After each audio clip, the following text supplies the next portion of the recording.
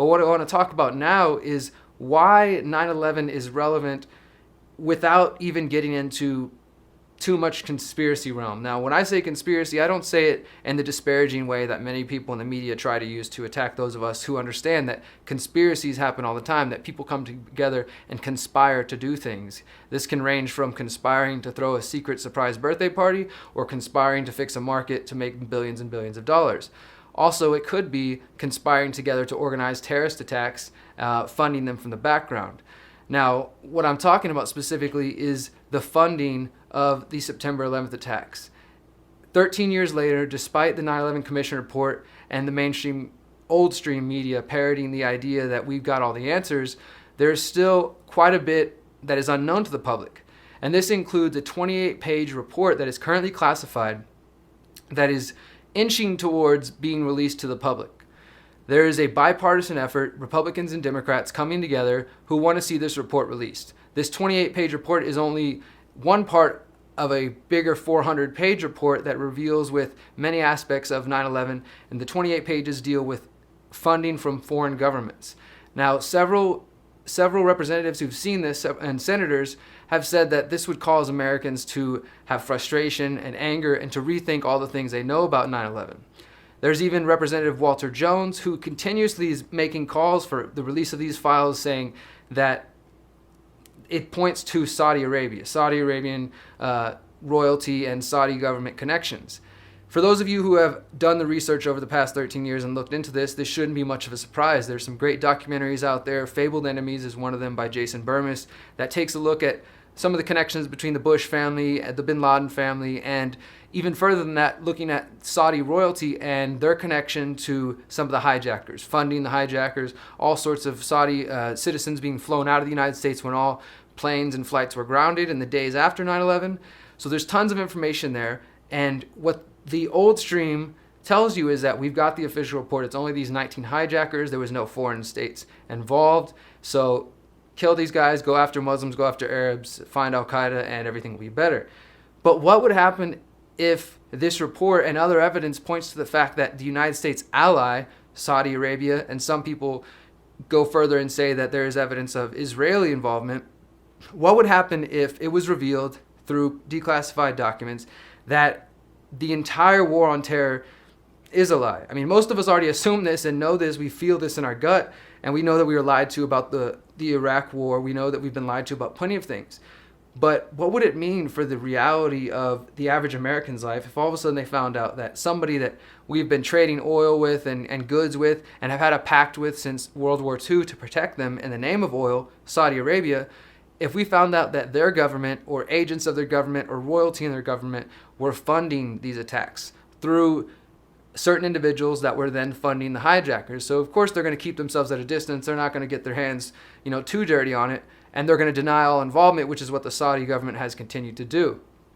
But there is a strong effort that is pushing out there. I do encourage you to look into this report. I will post a couple of different articles that talk about this.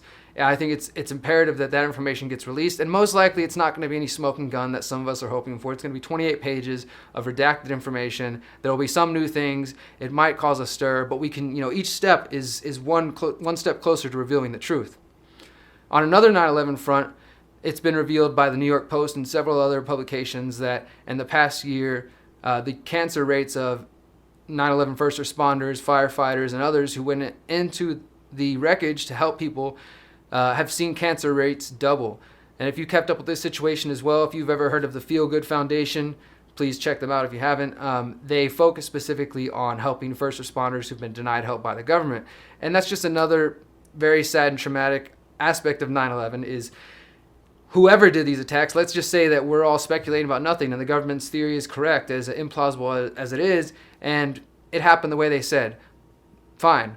These people chose to go in there to help other Americans to do what they could to find dead bodies and to pull out live people that were still there and have received no help. They've gotten sick, had all sorts of World Trade Center illnesses from breathing in the dust of the buildings, the computers, the desks, the human bodies, everything that was essentially vaporized and crushed into dust. You saw the clouds after 9/11. They breathed that stuff in for days and for weeks, and they were told and lied to by the EPA that everything was safe and there was nothing to worry about. So please continue to support these people however you can, and hopefully they will see some justice. One more aspect of 9/11.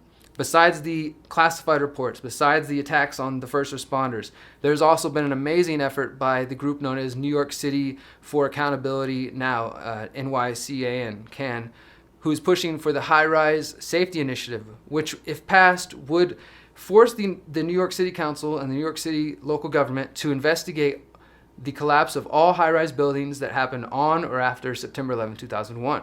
So obviously this would include World Trade Center Building 7. So since March, the group has been gathering thousands and thousands of signatures. They've been rallying efforts. They gathered over 100,000 signatures recently. They submitted them to City Council a month ahead of time, and they said they were prepared to do whatever it took to get them there, because Mayor Bill de Blasio of New York and other City Council members have already said on record that they were going to do what they could to stop these conspiracy theorists from getting their resolution in the council and voted on. He's already said, straight up, I'm going to stop this. I'm going to do whatever I can. And I think the City Council feels the same way. So sure enough, the activists, the family members, and the concerned individuals behind this effort submitted their signatures. And just 2 days ago, the New York Post again reported that a speaker from the City Council said that we're not going to waste taxpayer dollars to humor some conspiracy theories. We're going to focus on real issues. The group, for its part, has said that they are prepared to take this battle to court if they need to make sure that it is on the ballot. So whatever you can, however you can, if you're in New York City or wherever you are, if you've got a couple of extra bucks to lend to that effort, please do. And if anything, just share the article, share the information, share this video. This week I stumbled into a story that detailed how flotation tanks, also known as sensory deprivation tanks, isolation tanks, can be useful and helpful towards veterans dealing with PTSD, post-traumatic stress syndrome. The story